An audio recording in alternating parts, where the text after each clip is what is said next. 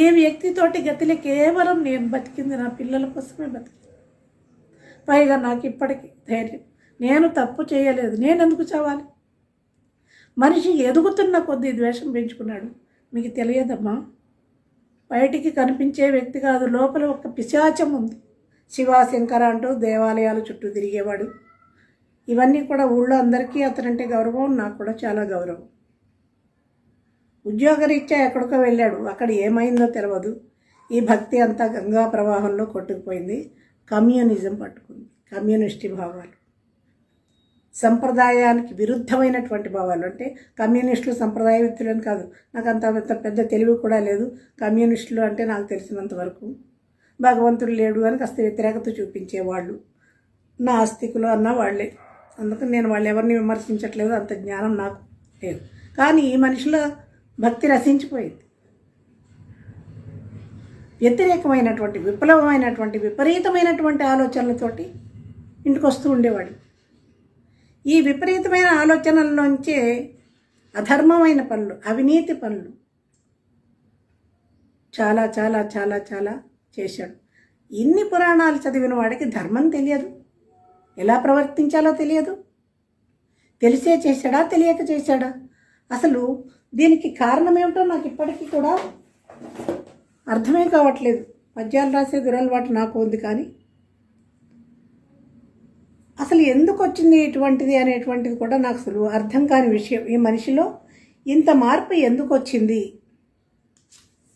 అని ఆయన మీద రాసుకున్న పద్యాలు ఎప్పుడు సందర్భాన్ని బట్టి తర్వాత నేను చెప్తాను అనుకోండి. కానీ అప్పటి నుంచి స్త్రీల పట్ల గౌరవం. మీటింగ్ ఎవరిది? చిరంజీవి గారిది. దాంట్లో కూడా రెచ్చిపోయాడు. ఏమనుకుంటున్నాడు అసలు? అసలు ఇందుగలడందు లేడని సందేహం వలదు. ఈ టాపిక్ ఆ టాపిక్ అని లేదు, అందరిని విమర్శిస్తాడు. హిందూ మతాన్నే విమర్శిస్తాడు. హిందువై పుట్టి బ్రాహ్మడై పుట్టి ఆవికి పూజ ఎందుకంటాడా? వాస్తు శాస్త్రజ్ఞులను విమర్శిస్తాడా? స్వామీజీలను విమర్శిస్తాడా? దేవాలయంలో పంతులకి, ఆయనకి ఎవరు పూజారికి డబ్బులు వేయొద్దంటాడు. తిరుపతి వెళ్ళది, గుండెందుకు చేయించుకుంటున్నామంటున్నాడు. మన హిందూ మతాన్ని మనమే ఆ స్థాయికి లేపు మాట్లాడవలసిన వాళ్ళం. మనలోనే ఇంత దుర్మార్గత్వమా? జ్ఞానం లేనివాడు అపారమైన జ్ఞానం ఉంది. అహంకారం. ఈ అహంకారం వల్లే మనిషి నశించిపోతాడు.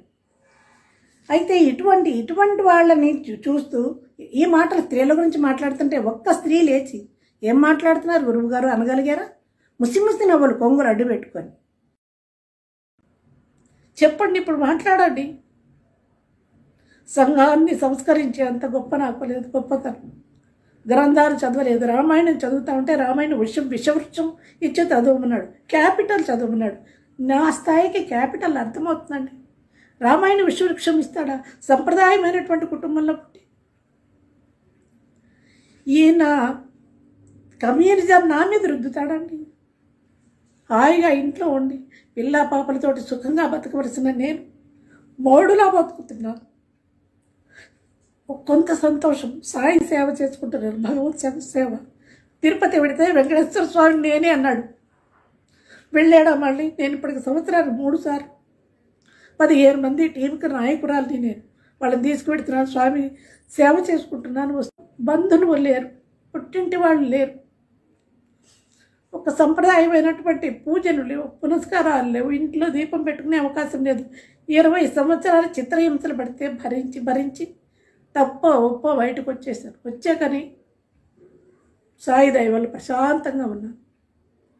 ఇప్పుడైనా ఎందుకు వచ్చారంటే ఒక దుష్టుడి చరిత్ర చెప్పాలి, చెప్పకపోతే మీకు తెలియదు. తెల్లనివన్నీ పాలు, నల్లనివన్నీ నీళ్లు కాదు, అవి పాలో నీళ్ళో తెలుసుకోండి. సమాజాన్ని ఉద్ధరించే మాటల వరకు నేను కూడా ఓకే. సంప్రదాయమైనటువంటి పెళ్ళిళ్ళు చేసుకుని భర్తతోటి 100 ఏళ్ళు బతుకుతున్నటువంటి కోటాను కోట్ల మంది స్త్రీలు ఉన్నారు. ఏ స్త్రీ కూడా బయటికి రావాలనుకోదు, ఎందుకంటే భర్త చెట్టు నీడ లాంటి వాడు. ఆ నీడ కింద సుఖంగా బతకాలనుకుంటుంది స్త్రీ. ఆ చెట్టే ఎండిపోతే ఇంకో చెట్టును వెతుక్కుంటూ పోతుంది. ఏం చేస్తుంది? స్త్రీ జీవితం చాలా విలువైనటువంటి. తండ్రి, భర్త, కొడుకు కాపాడాలి. వాళ్ళ సంరక్షణలో స్త్రీ ఉంటుంది. విద్యావంతులైనటువంటి స్త్రీలు ఉన్నారు. మనకి మనం బతుకుతున్నా కానీ వీళ్ళతో ఉన్నటువంటి ఆ రక్షణ వేరు. అందువల్ల స్త్రీ కుటుంబ వ్యవస్థని దాటి ముందుకి పోదు. ఎందుకంటే ప్రతి స్త్రీకి కొన్ని కోరికలు ఉంటాయి. ఏవో నచ్చిన భర్త ఉండాలి, ఇష్టం పెట్టిన పెళ్లి చేసుకుని అమ్మా నీకు నచ్చిందా అని అడుగుతున్నారు. ఇప్పుడు వీళ్ళు అడగక్కర్లా, వాళ్ళే నచ్చిన వాళ్ళని చేసుకుంటున్నారు, వేరే సంగతి. మా కాలంలో అడగడానికి లేదు, మేము ఏం చేస్తే అదే నోరు ముసుగు చేసుకోవాలనేవాడు. అలాగే కట్టుబడి వాడు ఎటువంటి వాడైనా బతికారు. కాలం కొంచెం మార్పు రావడం వల్ల కొంచెం అభిప్రాయాలు వ్యక్తం చేసుకునేటువంటి పరిస్థితులు ఉన్నాయి. కాబట్టి స్త్రీ అనుకుంటుంది మంచి పర్సనాలిటీ ఉన్నటువంటి వాడు, ఒక అందమైనటువంటి వాడు, ఒక భర్త ఉండాలి, ఆయనతో జీవితం ఆనందంగా సాగాలని కోరుకుంటుంది. అంతకంటే ఏమీ అడగదు, కోట్లు అడగదు. కానీ ఆ ప్రేమ దొరకకపోతే స్త్రీ ఏం చేస్తుంది? చిన్న చిన్న సరదాలు, కూర్చుని కాస్త కప్పు కాఫీ ఇద్దరు కలిసి తాగాలంటుంది. నువ్వు తాగాక నేను తాగుతా, నేను తాగాక నువ్వు తాగు అంటే అర్థం ఉందా? పిల్లలతో కలిసి భోజనం చేయాలని ఉంటుంది. ఏనాడు ఆ సరదా తీరదు.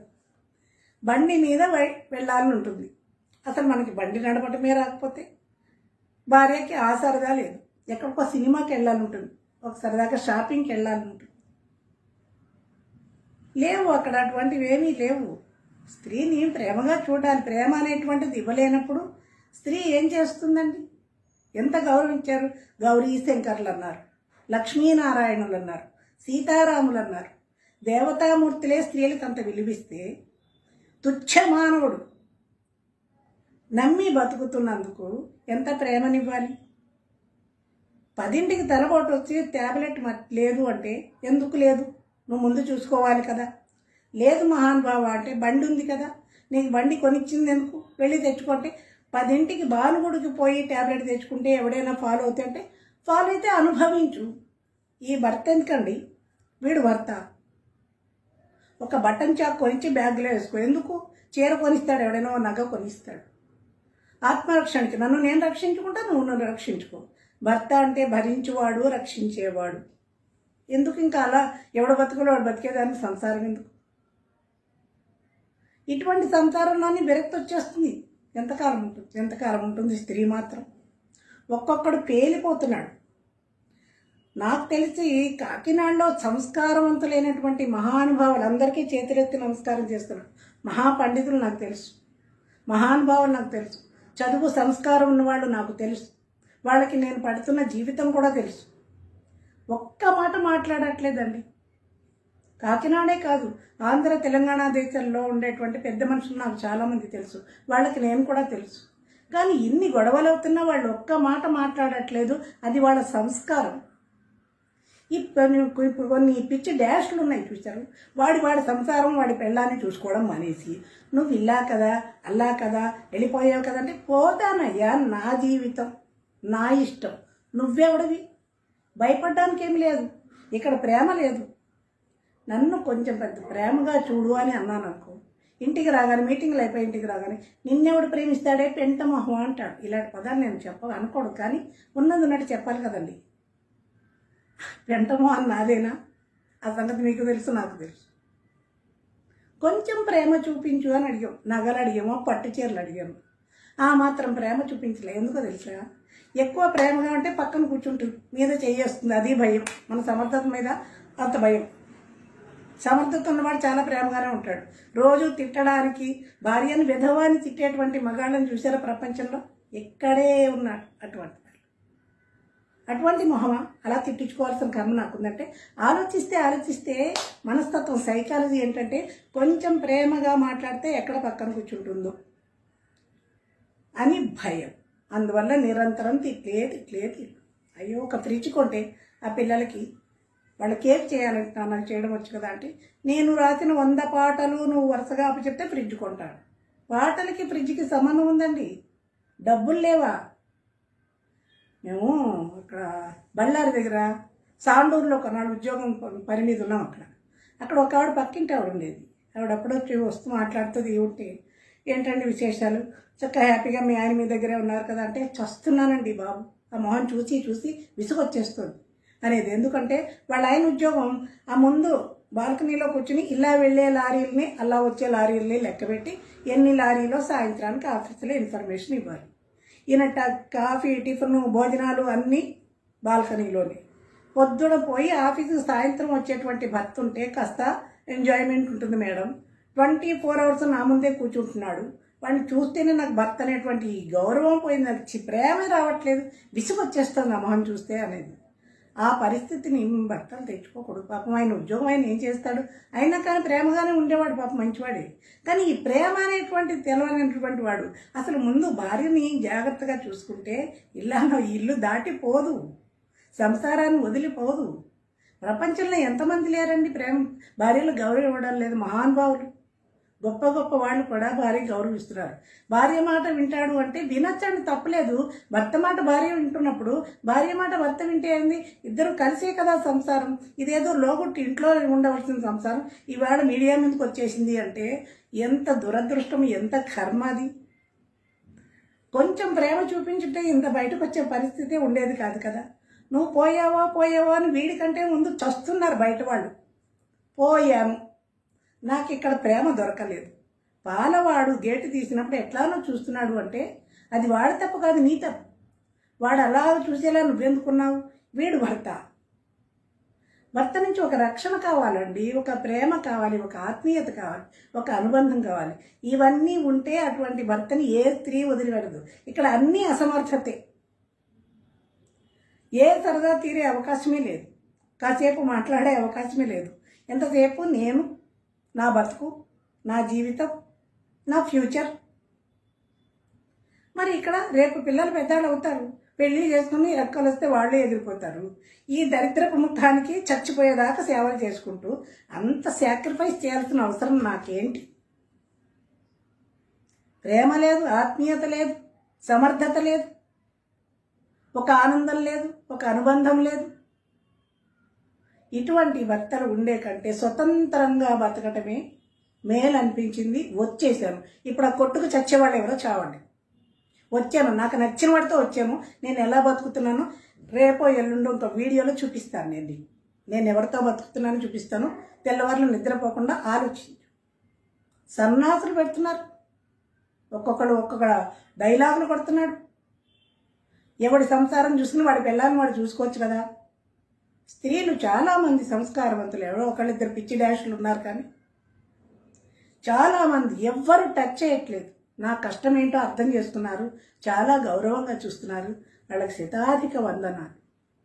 ఈ కాలం అమ్మాయిలకి నేనిచ్చే మహిళా దినోత్సవం సందర్భంగా ఒక సందేశం ఏంటంటే, అమ్మ పెళ్ళిళ్ళు సంప్రదాయంగా చేసుకోండి. తల్లి తండ్రి చూసినటువంటి పెళ్ళిళ్ళు చేసుకోండి. అప్పుడు వాడు ఏమన్నా అన్నా వాళ్ళ సపోర్ట్ ఒకటి దొరుకుతుంది. మాయలో పడి ఇలా ఈ పిచ్చి దానిలాగా బయటకు వచ్చేస్తే వాడు రోడ్డు మీదకే గెంటేస్తాడు. వాల్యూస్ ఉండవు అక్కడ. 10 మంది మధ్యన జరిగినటువంటి పెళ్ళే లేదు అక్కడ. ఓ దండేస్తే పెళ్ళి అవుతుందా? అది మాయలో చేసినటువంటిది, ఒక దౌర్జన్యటువంటి, ఒక మోసం, దగ, కుట్ర. నమ్మిన దానికి చేసింది ఏంటి? ఏ అనుబంధం లేదు, ఏమీ లేదు. ఇంత దానికి ఎందుకు? పచ్చడి సంసారం నుంచి విడదీసి లాక్కురావడం ఎందుకు? ఇంత అసమర్థత ఇక్కడ తగలబడ్డప్పుడు, చేతకాంతనం ఉన్నప్పుడు, చేతకాని సమర్థుడైన భర్త దగ్గర ఏ స్త్రీ అయినా ఉంటుంది. లేనప్పుడు వెళ్ళిపోతుంది. ఇది తప్పో ఒప్పో నా స్వేచ్ఛ నాకుంది, నేను మాట్లాడుతున్నది అది. ఏమీ లేదు అక్కడ. ఎంతకాలం ఉండాలి? 20 సంవత్సరాల్లో చూస్తుంది, ఏమీ లేదు. చీచా,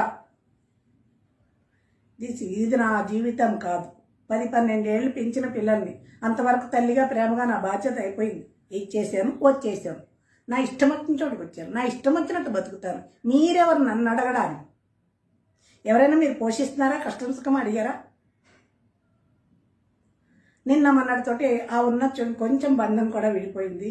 హాయిగా, సుఖంగా, స్వేచ్ఛగా నాకు నచ్చిన దేవాలయానికి వెళ్ళొచ్చు, నాకు నచ్చిన భజన చేసుకోవచ్చు, నాకు నచ్చిన పాట పాడుకోవచ్చు, నాకు నచ్చినట్టు నేను బతకచ్చు. సంస్కారవంతమైనటువంటి వాళ్ళు మాట్లాడకుండా మౌనంగా ఉన్నారు. కొంతమంది పాపం చాలా శ్రేయోభిలాషలో మాట్లాడారు. కానీ కొన్ని పిచ్చి డాష్లు ఉన్నాయి కదా, ఇష్టం వచ్చినట్టు. భయంతో నేను ఎక్కడికి, నాకు భయమే తెలియదు. అవును, నా ఇష్టం వచ్చినట్టు ఉన్నా, నీకు దమ్ముంటే నా ఇంటికి రా, నాతో మాట్లాడు. స్త్రీ అంటే పిచ్చి పిచ్చి వేషాలు వేయద్దు. సామాన్యమైంది కాదు స్త్రీ. తెలుసునా? భద్రకాళి ప్రేమ చూపిస్తే చాలా గౌరవంగా ఒదిగి ఒదిగి ఒదిగి ఉంటుంది, సర్వీస్ చేస్తుంది. కాదు, ఎంతకాలం ఉంటుంది? వెళ్ళిపోతుంది బయటికి. ఈ వెళ్ళిపోయిన దానికి నెత్తి కొట్టుకుని తర్వాత కొట్టుకుని నెత్తి అయ్యో అయ్యో అని కొట్టుకుని ప్రయోజనం ఏం లేదు. కానీ ఎప్పుడు బాధలు మొదటి వాళ్ళకే, రెండో వాళ్ళకి చాలా ప్రేమలు ఉంటాయి, ఎందుకంటే అది కూడా పోతుందని భయం. కానీ ఒక్కడే మగవాళ్ళకి చెప్పేది ఏంటంటే, భార్యను ప్రేమిస్తూ మాట్లాడండి, ప్రేమగా ఉండండి. నేను చెప్పక్కర్లేదు, చేసి ప్రవచనాలు చెప్పేవాళ్ళు చెప్తున్నారు వాళ్ళు ఆల్రెడీ. భార్యను ప్రేమించు, భర్తను ప్రేమించు. నేను అలాంటివి చెప్పాను. కుటుంబం స్త్రీ కలిసిమెలిసి ఉండాలని అనుకుంటుంది, సంప్రదాయంగా ఉండాలని అనుకుంటుంది. దాన్ని దాటేసి తెంపేసుకుని స్వేచ్ఛగా బయటకు వచ్చింది అంటే ఎంత విరక్తి కలిగితే, అక్కడ ఎన్ని బాధలుంటే బయటకు వస్తుంది. అమ్మ నేను సంప్రదాయంగా పెళ్ళిళ్ళు చేసుకోమని సందేశం ఇస్తూ మళ్ళీ నేను కొంచెం పక్క అనుకోకుండా వచ్చేసాను. మీరు జాగ్రత్తగా, ఎందుకంటే సంప్రదాయం లేని చోట ఇష్టమైన పెళ్ళిళ్ళు చేసుకుంటే రోడ్డు మీద బతుకులు అయిపోతాయి. భగవంతుడు నా వెనకాల ఉన్నాడు కాబట్టి నేను చదువుకుని వీళ్ళిపోతే బతుకుతున్నాను. స్త్రీకి రక్షణ లేకపోతే కొంచెం కష్టమైన విషయం. ఏ ఒక్కళ్ళు విడాకులు తీసుకుని బయటికి రాకండి, వాళ్ళతోటే ఉండాలి. ఎలా ఉండాలి అంటే తల్లిదండ్రులు చేసినటువంటి పెళ్ళిళ్ళు చేసుకోవాలి. చేసుకుంటే వాళ్ళు రక్షణ ఉంటారు, వాళ్ళతోటి సంతోషంగా జీవితం 100 ఏళ్ళు హ్యాపీగా బతకాలనుకుంటుంది స్త్రీ. ఏ ఒక్కటి ఏదో మంచో చెడో కర్మ కాలి బుద్ధి సరిగా లేక మాయలో పడి బయటకు వచ్చిన దానికి ఇవాళ చాలా కష్టాలు పడ్డా ఇంకా ఏడవలసిన పని జీవితంలో రావట్లేదు. చదువుంది నా దగ్గర, నా వెనకాల భగవంతుడు ఉన్నాడు, ఆయన అన్ని దారులు చూపిస్తున్నాడు. అందువల్ల నిశ్చింతగా భగవత్ సేవలో నేను బతుకుతాను. స్త్రీ ఈ రకమైన ఆలోచన చేసినటువంటి స్త్రీని ఎవ్వరూ ఆపలేరు. స్త్రీలో ప్రేమాస్పదమైనటువంటి ఆ స్త్రీని ప్రేమగా చూసుకుంటే ఉంటుంది. ఆమెను హింస చేసినాడు ఏ స్త్రీ భరిస్తూ మాత్రం ఉండదు. ఇది సీతా సావిత్రుల కాలం కాదు. కాబట్టి స్త్రీని గౌరవంగా చూడడమే మంచిది. అంతేకాని ఏముందని అక్కడ ఏముంది, ఏమీ లేదు, నథింగ్ నథింగ్. అయినా కానీ ఓపిక పట్టావు. ఈ అసమర్థతని లోపడు. నువ్వు వెళ్ళిపోయి చస్తు. వెళ్ళిపోయాను, నాకు నచ్చిన చోటుకు పోయాను, నాకు నచ్చినట్టు బతుకుతాను. Who are you? నువ్వెవడే నన్ను అడగడానికి? నన్ను క్వశ్చన్ చేస్తారు. 20 సంవత్సరాల్లో ఏం కష్టపడ్డావని అడిగారా? నువ్వు వాడితో పోయావు, వీడితో పోయావు, నీ పెళ్ళం ఎవరితో పోకుండా చూసుకోండి. స్త్రీలను గౌరవించడం నేర్చుకోండి, మర్యాదగా మాట్లాడండి. వేదికల మీద కాదు, సంసారంలో. ఎంతమంది భార్యను చూసాను. పెద్ద పెద్ద ప్రొఫెసర్లు నాకు చూశాను, ఎంత ప్రేమగా చూస్తున్నారండి భార్యల్ని. అడిగింది కొంచెం ప్రేమేనా, నిన్నెవడు ప్రేమిస్తాడే డాష్ అంటే. ఎందుకంటే అక్కడ ఎవరితో ఉంటుందండి, ఉండవలసిన అవసరమే ఉంది. లేదు, వచ్చేసాను, బాధలేవో పడ్డకాలం పడ్డాను. బాబా దయ వల్ల, భగవంతుడి దయ వల్ల కొద్ది రోజుల క్రితమే అన్ని బంధాలు విడిపోయాయి. ఇప్పుడు నేనుగా నా వల్ల ఎవరికి ఉపకారం ఉందో, నేను ఎవరికి సేవ చేయగలనో వాళ్ళకి చేసుకుంటాను. చాలా సుఖంగా బతుకుతున్నాను. కాబట్టి స్త్రీని గౌరవించండి. మహిళా దినోత్సవం సందర్భంగా చెప్పేది, అమ్మ తల్లులు చాలామంది మంచి వాళ్ళు ఉన్నారు, ధైర్యవంతులు ఉన్నారు. మీ అందరికీ కూడా నా హృదయపూర్వకమైనటువంటి అభినందనలు. మీ అందరికీ కూడా 10 కాలాలు చెట్టు నీడ కిందే బతకండి, ఎండిపోయిన చెట్టు కింద నాలో పరుగులు పెట్టక్కర్లేదు. అందువల్ల నా నీడని నేను వెతుక్కుంటున్నాను. ఈ వాగే సన్నాసులు నోరు మూసుకుంటే బాగుంటుంది. ఇంతకంటే కఠినంగా అయిపోతుంది నా పరిస్థితి. ఇంకా నేను దేనికి ఆలోచించవలసిన అవసరం లేదు. కానీ మర్యాదస్తులైనటువంటి పురుషులందరికీ కూడా ధన్యవాదాలు. ఎంత ప్రేమగా చూస్తున్న స్త్రీలను, భార్యల్ని చూశాను, కళ్ళారా చూశాను నేను. వాళ్ళు ఆ స్త్రీలు ఎంత అదృష్టవంతులు. ఈ అసమర్థమైనటువంటి ఈ సన్నాసుల దగ్గర ఉండలేక బయటకు వచ్చేస్తారు అన్నమాట. అది అసమర్థత. అంతే వాళ్ళు ఒళ్ళు కొవ్వి కాదు, ఒళ్ళు కొవ్వి పిల్లలున్న స్త్రీ బయటికి రాదు. స్త్రీకి గౌరవం తెలుసు, ఆ గౌరవాన్ని నిలబెట్టుకోవటం పురుషుడికి తెలియదు. అందరికీ నమస్కారం. మీ కామేశ్వరి. అందరికీ నమస్కారం. నేను మీ కామేశ్వరిని. చాలా కాలం తర్వాత చేస్తున్న వీడియో ఇది. ఆ వీడియో ఎందుకు డిలీట్ అయింది, ఇంత లాంగ్ నేను ఎందుకు తీసుకోవాల్సి వచ్చింది అనేటువంటిది నేను ఈ వీడియో చివరిలో చెప్తాను. దానికంటే ముందు నేను మొన్ననే చాగంటి వారి ఒక ప్రవచనం విన్నాను. దాంట్లో కొడుకుల గురించి ఆయన చాలా చక్కగా చెప్పారు. సేవకులైనటువంటి కొడుకులు, రుణానుబంధంతో ఉన్నటువంటి కొడుకులు అని చెప్తూ నిజ కొడుకులు అంటూ లాస్ట్లో చెప్పారు. అంటే ఆ కొడుకు ఎటువంటి వాడు అంటే తండ్రికి పేరు ప్రతిష్టలు తీసుకొచ్చేవాడు, తండ్రి అడుగుజాడలలో నడిచేటువంటి వాడు, తండ్రికి పూర్తిగా ఆయన కుమారులా వ్యవహరించి ఆయన కీర్తి ప్రతిష్టల కోసం ఆయన కోసమే పరితపిస్తూ ఆయన్ని పరువు ప్రతిష్టలతో నిలబెట్టేటువంటి వాడు కొడుకు అంటే నిజమే. చాలా చక్కగా చెప్పాక నాకు అనిపించింది. దూర్చటి చెప్పాడు, కొడుకుల్ పుట్టరటంచునేత్తుర వివేకుల్ జీవన భ్రాంతులై, కొడుకుల్ పుట్టరే కౌరవేంద్రునకు అనేకుల్ వారిచే ఏగతుల్ వడసెన్, పుత్రులు లేని ఆసుకునకున్ వాటిల్లనే దుర్గతుల్, చెడునే మోక్షపదంబు అపుత్రకునకున్ శ్రీకాళహస్తీశ్వర అంటూ కాళహస్తీశ్వర శతకం రాసినటువంటి దూర్జటి. 100 మంది కొడుకులు పుట్టి ఆయన ధృతరాష్ట్రుడు ఏం చేయగలుగున్నాడు? కాబట్టి పున్నామ నరక నుంచి తప్పించేవాడు కొడుకు అన్నారు. కానీ కొడుకులు లేకపోయినా ఇవాళ ఉన్నవాళ్ళంతా ఫారెన్ పెడితే మా కాలనీ మొత్తం అంతా ఓల్డ్ ఏజ్లో ఉన్నటువంటి పేరెంట్స్. కొడుకులు ఉన్నా వాళ్ళ అడ్డాలు నాడే బిడ్డలు కానీ గడ్డాలు వచ్చే కానీ ఒక సామెత. ఎదిగినటువంటి కొడుకులు వాళ్ళ జీవితం వాళ్ళు చూసుకువెళ్తున్నారు. ఇది కలియుగంలో ఉన్నటువంటిది. అయితే తండ్రిని అనుసరిస్తున్నటువంటి కొడుకులు కూడా ఉన్నారు. ఎందుకంటే అక్కడ తల్లి అక్కర్లేదు. నవమాసాలు మోసి కనినటువంటి తల్లి అక్కర్లేదు. తల్లి పాత్ర అసలు లేదు అక్కడ. తండ్రి అంతే, తండ్రి వరకే. తల్లి దుష్టురాలైనా దుర్మార్గురాలైనా తల్లి తల్లే. కాబట్టి అమ్మ మీద కంప్లైంట్ ఇవ్వరా అని అన్నప్పుడు నాన్నగారు అమ్మ నాకు జన్మనిచ్చింది, 10 సంవత్సరాలు కళ్ళల్లో పెట్టుకుని ప్రేమగా పెంచింది. తర్వాత ఆమె బుద్ధే బావలేదో, నా యోగమే బావలేదో, ఆమె యోగమే బావలేదో విడిపోయాం. అటువంటి తల్లి మీద నేను కంప్లైంట్ ఇవ్వలేనండి. కాకపోతే వెళ్ళి ఆమెను సముదాయించి వద్దమ్మా ఎందుకు వచ్చింది ఈ గొడవలు అని నేను ఆమెని మామూలు దారిలోకి నేను తీసుకొస్తానండి అని విజ్ఞుడైన కొడుకు అనాలి. లేదక్కడ. నేను వీడియో చేయకపోవటానికి కారణాలు ఏంటంటే, ఒక వీడియోని భరించలేనటువంటి భయంతో నా మీద నన్ను 24 గంటలు పోలీస్ స్టేషన్లో పెట్టారు. క్రిమినల్ కేసు నా మీద. 20 సంవత్సరాలు బాధలు మనిషితో పడ్డాను, 20 సంవత్సరాలు ఒంటరిగా పడ్డాను. నా బాధనేదో నేను పంచుకున్నానంతే. ఏమన్నా ఆస్తి కావాలన్నానా, గౌరవాలు కావాలన్నానా, పిల్లలు గుర్తుకొచ్చారు, పిల్లల్ని దూరం చేసుకున్నానే అనే బాధతోటి నేను ఒక వీడియో చేస్తే లింక్ మొత్తం తీయించేశాను. నా దగ్గర కూడా లేకుండా. అధికారం పరపతి, డబ్బులు అధికారం. భగవంతుడు తలిస్తే రేపటికి చావన్నా వస్తుంది, పక్షవాతం అన్నా వస్తుంది. ఏం చేయగలుగుతాడు? ఈ అధికారం ఈ డబ్బులు ఆపుతాయి అవి? ఒక 65 ఏళ్ళు వచ్చినటువంటి పెద్ద మనిషి లేదు, తల్లిని కూడా లేదు ఆ కొడుక్కి. Criminal case. నేను ఏం చేశానని క్రిమినల్ కేసు.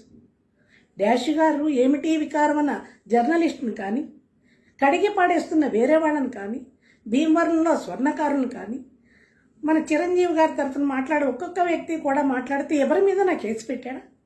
లేదు. లోకు నేను ఆడదే కదా. ఇది ఎన్ని నిజాలు బయట పెట్టేస్తుందో నా జీవితంలో, నా పరువు ఎక్కడ తీసేస్తుందో అని భయంతో 24 అవర్స్ పోలీస్ స్టేషన్లో పెడతారండి. నన్ను క్రిమినల్ కేసు పెడతారు. చాలా మంచి పని చేశారు. దానివల్ల నాకు పోలీస్ స్టేషన్ అంటే భయం పోయింది.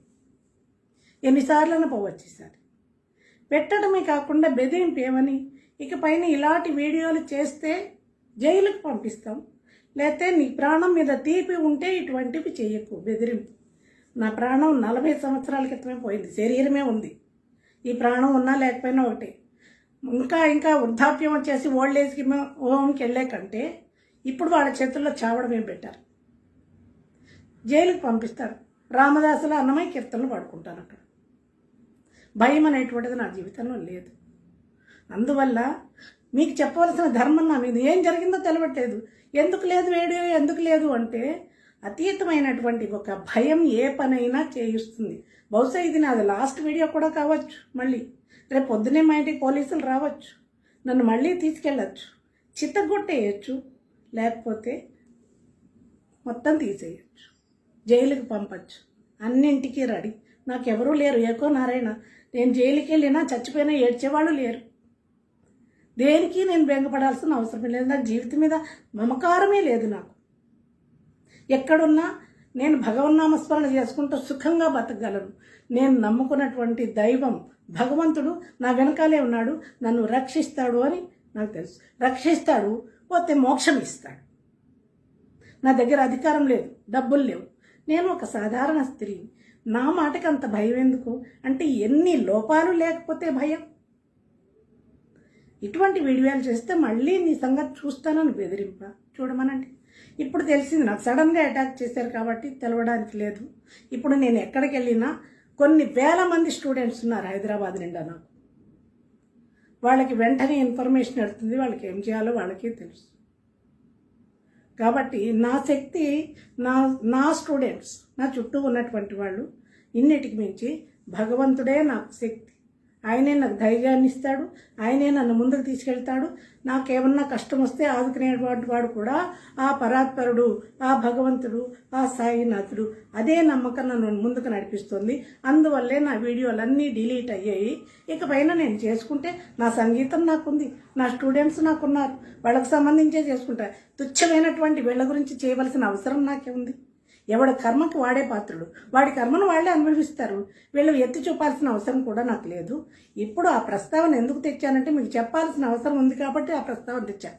లేకపోతే ఆ నీచమైన పేరు నేను చచ్చిన ఎత్తను, ఆ సంఘటనలు కూడా నాకు అవసరం లేదు. నాకన్నింటికీ కూడా భగవంతుడే ఉన్నాడు.